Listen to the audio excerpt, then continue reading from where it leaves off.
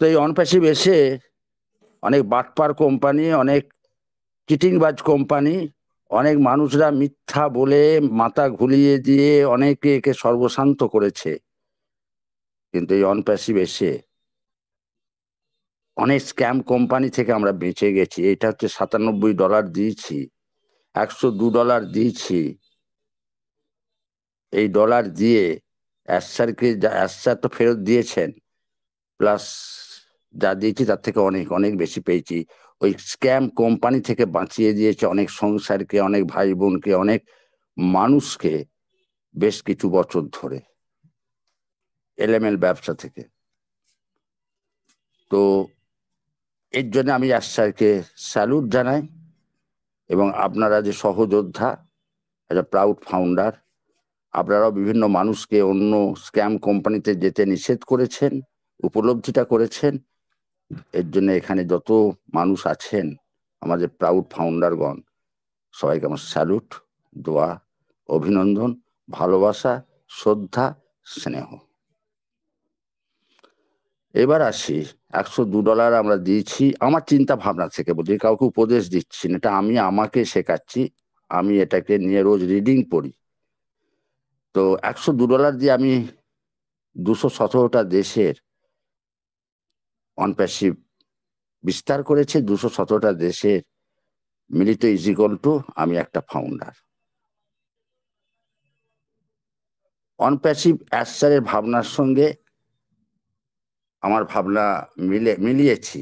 Salute Acer, salute. যুগ যুগ Jio Acer, জিন্দাবাদ।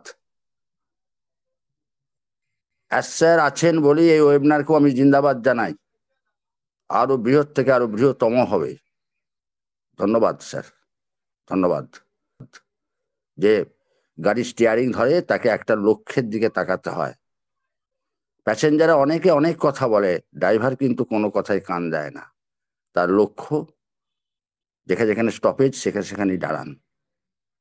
আর অনপ্যাসিভের লক্ষ্য হচ্ছে আমরা এয়ারপোর্টে দমদমে, কলকাতার দমদমে এয়ারপোর্টে যদি চাপি, চেপে যদি দিল্লি বা বোম্বে যায়, মাঝে কোনো রাস্তায় দাঁড়াবে না, সে দিল্লিতে গিয়েই পৌঁছাবে।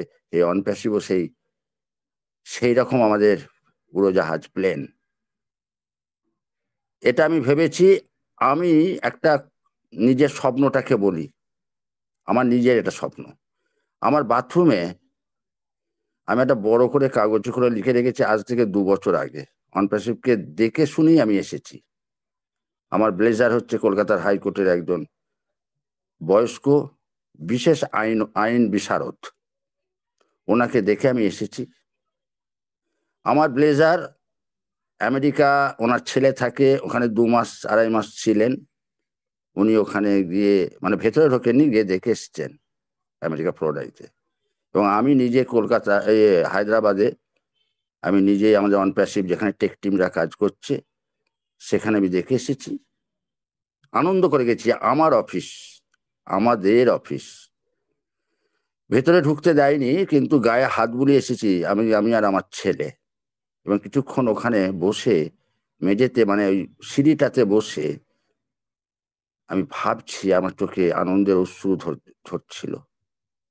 আমি সেদিনকে, কেন 100 বার শোনার 1বার দেখা, এটার জন্য আমি একদম অ্যাস্টারের 3000% থেকেও আমি 10,000% আমার বিশ্বাস এসেছে। এটুকু আপনাদের শেয়ার করলাম। আর সব থেকে গর্বিত আমি ওইটা সেদিনকে দেখে এসেছি বলে। আজ বাংলাদেশের উপর আমার একটা জোর আছে, একটা অধিকার আছে। আমি কাছে সব মানুষ অনপ্যাসিভিয়ান, এক পরিবার। সেই বিবেকানন্দের কথা বলতে হয়, ওঠো জাগো সচেতন হও এই লাস্ট টাইমে, এবং লক্ষ্যে না পৌঁছানো পর্যন্ত থেমো না। স্বামী বিবেকানন্দ ছিলেন ভারতীয় সংস্কৃতির এক মহান পণ্ডিত। ওনার জ্ঞানের প্রকাশের মাধ্যমে সারা বিশ্বে ভারতীয় জ্ঞানের প্রকাশ প্রজ্বলিত হয়েছিল। এক সন্ন্যাসী রূপে স্বামী বিবেকানন্দর জ্ঞানের সঙ্গে যুক্ত বহু গ্রন্থের রচনাও করেছিলেন এবং কোটি কোটি যুবককে জীবনের নতুন রাস্তা দেখিয়েছিলেন।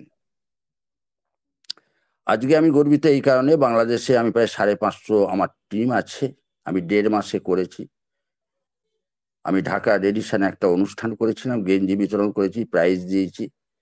প্লাস খাওয়া দাওয়া আমাদের খুব একটা বড়, আজ থেকে 2.5 বছর আগে। এই জন্য আমি গর্বিত, যার জন্য বাংলাদেশকে আমার একটা প্রেম হয়ে গেছে। এটা আমার নিজের প্রস্তাবনা বললাম।